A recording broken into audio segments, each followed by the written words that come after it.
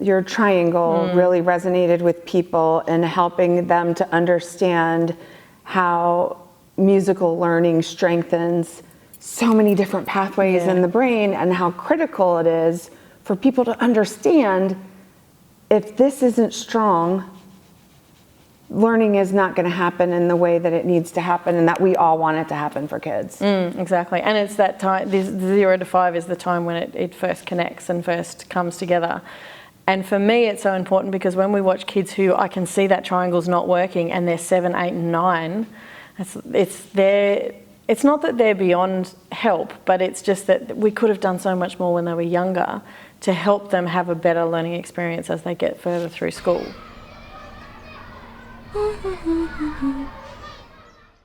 Hi, I'm Kelly Green with Kindermusik International. Today, I am excited to share with you a conversation I was fortunate enough to have with Dr. Anita Collins during her visit at Kindermusik International's headquarters in Greensboro, North Carolina. I've been a huge fan of Dr. Collins for many years after seeing first her video on a musician's brain on music, and then her TED Talk asking us all what if every child had musical learning from birth, and then after reading her book, The Music Advantage, which basically dried out a highlighter of mine after the first couple of chapters.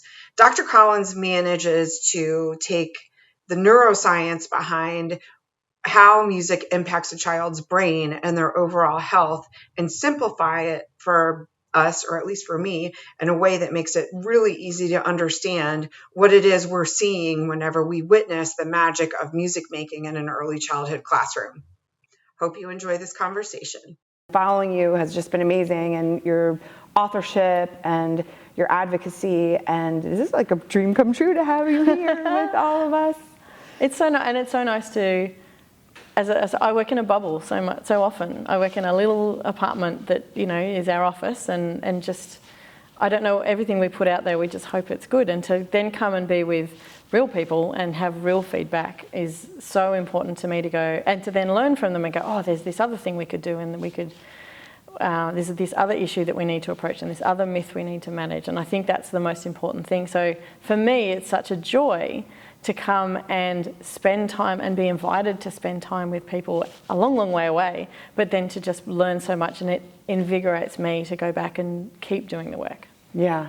And this, your triangle really resonated with people and helping them to understand how musical learning strengthens so many different pathways in the brain, and how critical it is for people to understand if this isn't strong, learning is not going to happen in the way that it needs to happen, and that we all want it to happen for kids. Exactly. And it's that time, the 0 to 5 is the time when it first connects and first comes together.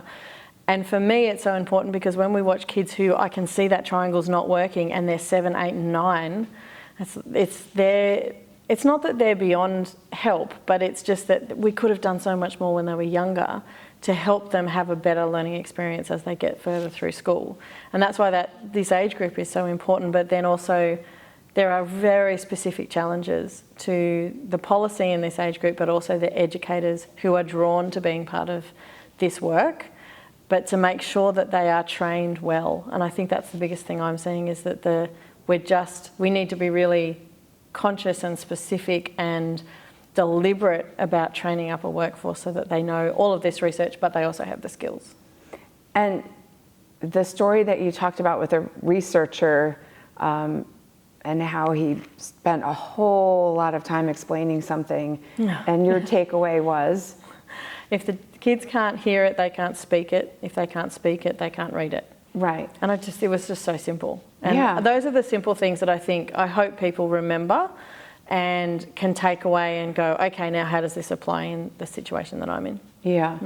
And there was, I'm going to test my recall here, with the reciprocation with the babies and the helping behaviors of if you bounced in synchrony and you sang with the baby, they were more likely to exhibit helping behaviors. Highly likely to exhibit helping behaviors. And The other part is when they either read to them or they bounced out of time with them, highly unlikely. So that's the most interesting thing of thinking back to when we lived in family groups and tribes and we all lived in the same place. We would celebrate and we would do things in the evening. And a lot of the time it was singing together and moving together. And it teaches us who our tribe is, who's safe, who are our carers. And it's so primal to a baby. And understanding that that is music learning. And I think connecting those two things together is probably the most important thing we need to do. Yeah. And the piece about making music together, I knew about the synchrony of keeping a beat together, but you also shared if you get to 8 beats, was that it? They're different ones. So the heartbeat starts to align after 3 or 4 beats of us all clapping together or moving together. And a couple of beats after that, we start to have a body temperature change. And a couple of beats after that, which is probably around 8 or 9 beats, we start to get a cortisol change. So if our cortisol is high, it will come down to sort of default regular. And if it's low, which is important as well to know that if our cortisol is low, we're not feeling motivated, it can actually bring it up to level again as well. So really it just aligns the body incredibly quickly with a community of people. And nothing else does it nearly as quickly as music. Okay, so if we were going to teach teachers of young children one thing, to me, it would be let's start the day keeping a beat together for at least 9 beats. Yep, exactly. And ideally doing it for, the longer we can do it, the longer we help their attention span to their sort of the maintenance of attention. So if we get one more beat each day or one more beat each week, it doesn't matter. We're still getting them to pay attention just for that little bit longer every single time. So it's then getting into attention. Attention then goes into memory creation, because the longer you pay attention, the more likely you are to make a memory about a new piece of information. And it just keeps cascading down there. So yes, absolutely keeping a beat. And not just everyone clap together now. It's like, can we synchronize this beat together like we're one heart? And even that kind of language, particularly for young children, can help them understand that we are one community, one unit. And that clapping together just makes that happen really quickly. Right. And for our early childhood educators, that will resonate with the children who may be coming to class feeling stressed or unsafe or just not even ready for their day or whatever might have happened between what did you said shoes, teeth, and hair? Shoes, teeth, and hair. Getting your daughter ready getting for them school. ready. Yeah, but whatever happened when they get into the classroom, that would be a way to get them ready for absolutely. learning. And it just basically, it's what so many teachers do, which is bring them into the room. And for young children, it's as simple as beat keeping. But in order for them to start keeping beat together, they have to pay attention to the teacher. Or the educator they have there. They have to stop or ignore anything else that's going around, and they have to let go of whatever they walked in the room with, because suddenly they've got to do a really hard task. And that's the most important bit. It's a really hard task, and by doing that you actually make a whole bunch of other things stop distracting you, and that brings children into the room, and then you can start the learning after that. Well, I think you inspired a lot of North Carolina people today. That'd be good. Yeah. Yeah, so one of the reactions I observed when you talked about English is here and Mandarin and other languages that are so much more melodic are not here. I think if you would revisit that, I would really appreciate it, because I need to get my head around it. And I know you've said with the auditory pieces and all of that. So if you've got your first language is a tonal language, of which the most tonal language is Cantonese and Mandarin, if we imagine their melody, it goes quite a long way up and quite a long way down. It changes quite a lot. Because of, if that's your first language, the auditory processing has to work really, really hard. And because it has to work hard, it develops further. So as I was saying, 6-year-olds will have a 9-year-old's auditory processing level if their first language is Cantonese or Mandarin. English goes actually the other way. This is one thing I didn't share. Because our language is so narrow in its melody and so irregular in its rhythm. So Mandarin is, if you listen to Mandarin or Cantonese or a lot of languages, they have a rhythm to them. French is a perfect example. But English is very choppy, changey. and it's really hard to figure out how. You have to learn the rhythm by rote rather than learning it as if it's a piece of music. So that fact means that music learning is even more important in a country where English is our first language or our educational language, because we're asking the brain to do something incredibly difficult and we're not giving it any support mechanisms. So some of the research says a child who's 6 but is English is their first language, their auditory processing is at about 4.5 years of age when they're 6 years of age, whereas a Mandarin or Cantonese speaker is at 9. So that's such a wide gap. Yeah. They all catch up in the end, but the more we can help and support children in that 0 to 5 means the better they will be at their spoken language, which then means they can read that language better as soon as we possibly can help them get there. What I was thinking was you were saying yesterday about how the culture in Australian is, you called it dual? A lot of us have at least 2 cultures in our family, if not more. So because we're so multicultural and very much a melting pot, we have lots of different cultures that come in, and therefore lots of different languages. And the language that you used of, if English is the instruction language, language of instruction. The educational language, Yeah, and we, in the States, we do have many, many communities where English is not the first language that a child learns and is the language of instruction. So what I'm taking away from that, it's intuitive to us who have seen it work, but that music education and music learning is even more critical in those communities where children's primary language being spoken at home is not English, especially if their language of instruction is in English. Absolutely. So say, for example, their first language is Spanish. What's happened is the brain has developed that highway around the brain about how Spanish works, and then we're trying to put another language on, which is English, but the melody and rhythm is quite different.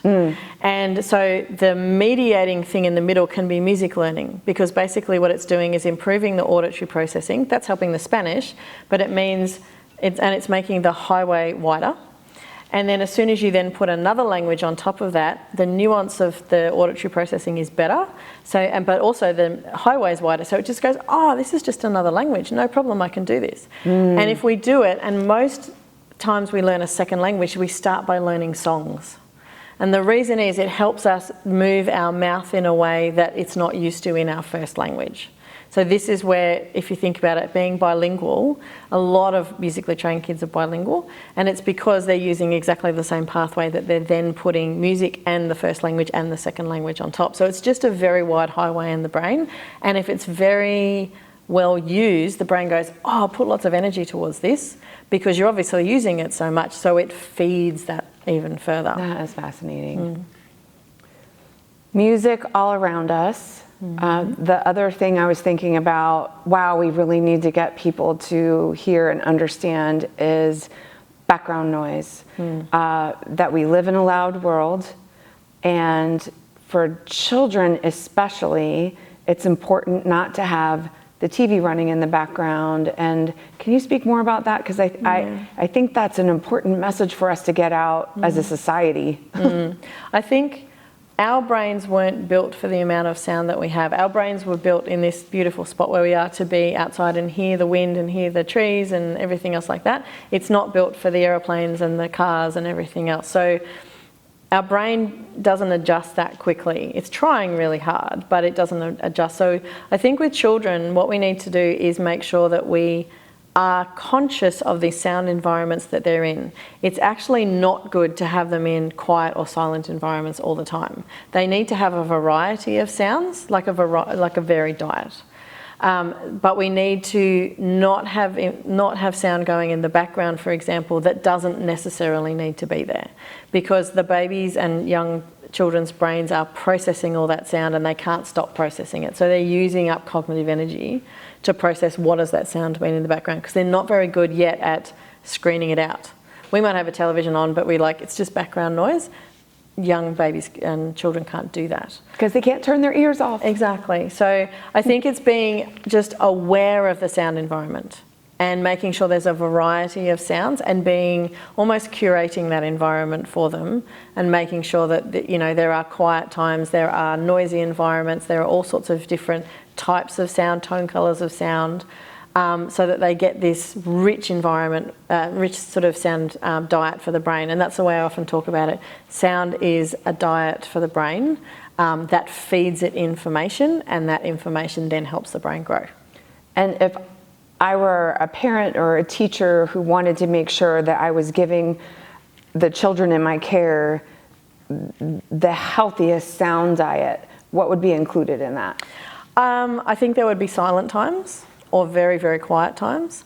I think there would be times consciously putting on music and making sure, in many cases, what young ones, particularly under the age of 3, need is they need music with a steady beat. Because what happens is they hear the beat, the ears hear the beat, they then, in that triangle, the ears talk to the body to go, okay, I want you to try and move with intention to the beat. This is why when they're really young, we hear the beat and they're a little bit behind the beat the whole time. It's because the ear's going all the way down to the body and then all the way back again. But it's actually the mechanism that the brain uses to teach a child to move with intention. Like, how do I coordinate, what's the rhythm? But they do it through music. So having intentional times when there's music on, particularly ones that have got a steady beat but not a very loud beat. So being aware of the amount of sound that is also coming through speakers as well. Sounds in nature are really, really important, and actually not just walking through or being in nature, but going, let's listen to the sounds that are here. What can you hear? I can hear a plane, I can hear the wind, I can hear the rustling, I can hear, and giving them names for things as well. So the more they can name sound, the more their brain starts to categorise everything, and it loves doing that with sound. It goes, here's my sound library, it's fantastic, it's got all these different things in it, but we need to guide them through that process as well. Singing is also very important, and a cappella singing to children. So from a real voice to directly to a child is very, very important parts of things to do as well. And then also they do need to be exposed to loud environmental sounds. You know, crossing a street and hearing, you know, the cars going past and all those things. They need to have that variety of sound, but we need to make sure that if they do go into auditory overload, which is like, this is too much, and we often see them do this, it's because they need some downtime from that sound, but they also need to be exposed to it. I think if we constantly keep them in the quiet, they'll go out into louder sounds and they won't be able to cope with them. So much good stuff, and it's so simple, right? How do we get the message to more people? I know that's your passion. Yes, I think modelling it to start with. I think sharing the research is really important, but sharing it in such a way that people can do exactly what we saw today, which is nod and write notes and go, yeah, I can do that. And I feel really confident that everyone walked out today with one thing that they would like to look at or to do or to try.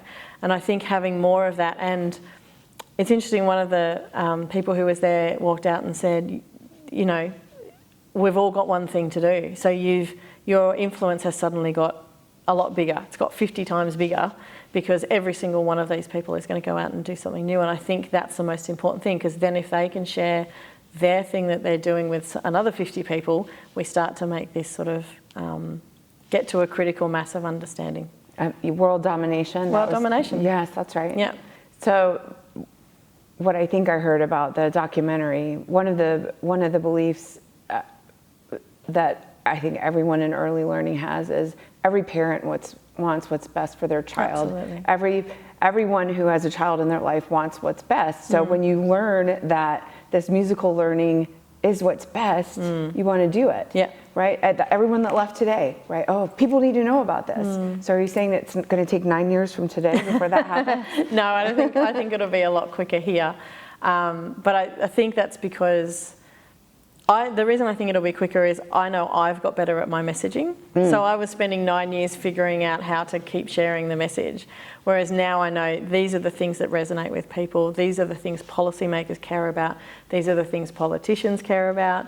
And every opportunity I get to speak to them. And I think that's the main part is my hope is today people can go away with that one thing they want to do, but lots of information and lots of motivation to figure out, okay, who do I talk to next? How do I share this information? And it just starts to balloon, and then there's a tipping point. And I think particularly if it can be done either at a national level is too big, but at a state level, if a state can move themselves significantly and invest in something and say, this is what we're doing across the state, that's when you start to see big change. And other states looking over going, oh, what are you doing over there? You're getting great results, maybe we should do it.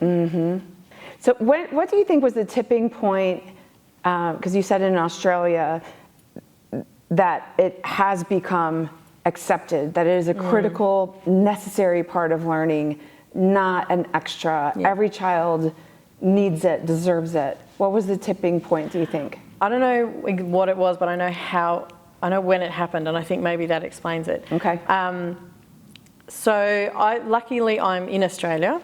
Part of the TED education video, the animation, and the TEDx talk, both of them are very popular. And I think part of that is suddenly you've got an Australian speaking about something that has become, it's gone around the world. So suddenly Australians started to go, oh, who is this person and what is she talking about? But I think the main thing that tipped things over, so what I saw is suddenly I was reading news articles about music education and they were using the research, but these were people who had not spoken to me. So suddenly somehow it had got into the zeitgeist and people were speaking about it, and what's more, they were speaking about it correctly. So they were quoting the research correctly, they were understanding it, all the language. I started to see phrases that I use and things like that, but these people hadn't come to me directly to speak to me about it. And that was the tipping point where I went, oh, something's changed, in that it's become interesting to media, and there's enough information out there that's been said enough times that they are starting to get the right messages that are coming through. I think what came before that is I did a documentary in Australia, which I was just part of, and it was part of a school that did a new music program, and we followed the kids through. It was really interesting. The group who did it from Our ABC, they did another documentary before which was about recycling, and it was very popular, and people went, and the producers were the same producers, and they kept saying to me, look, this is not, don't get your hopes up, this is not going to be as popular, it's not about something that everyone cares about, because they made the assumption that it was about music education. But what it actually was about, it was way more popular than the recycling one. The reason was because the public got invested in the kids they were watching. Even to the point where it was on 3 consecutive Sundays, and someone came up to me, someone sent me a message, and then someone came up to me and said, what's going to happen to Sam? Because we left on a cliffhanger with one particular kid who they were very invested in. And what I realised, and I went back to the producers and I said, it was more popular because it's not about music education, it's about children and their development, and everyone's been a child and everyone's been through that process. So that's why people got invested. So that was very popular, and then what came out of that was a lot of media, and I take up every opportunity I can to do anything that's going to go out into the public sphere about music education. So I think those two things happen, and then just speaking a lot, going to everything I possibly could, writing articles, getting the message out there as much as I could. And again, I didn't know if it was working until I saw this shift, which was only about 2 years ago. So it was 9 years after I'd really started. But I had a lot of luck along the way. And then I think having a resource there in Australia for people to go, okay, let's talk about this, and how do we implement this research has been really helpful too. So I've loved going to schools and to systems and to states and being part of the process of helping them figure out how to solve the problem. And when they solve the problem, they see the benefit and they see how well it's going, and then they believe in it even more. So it's kind of changing their opinion through evidence. Woo! Good job. All right. I like Kindermusik.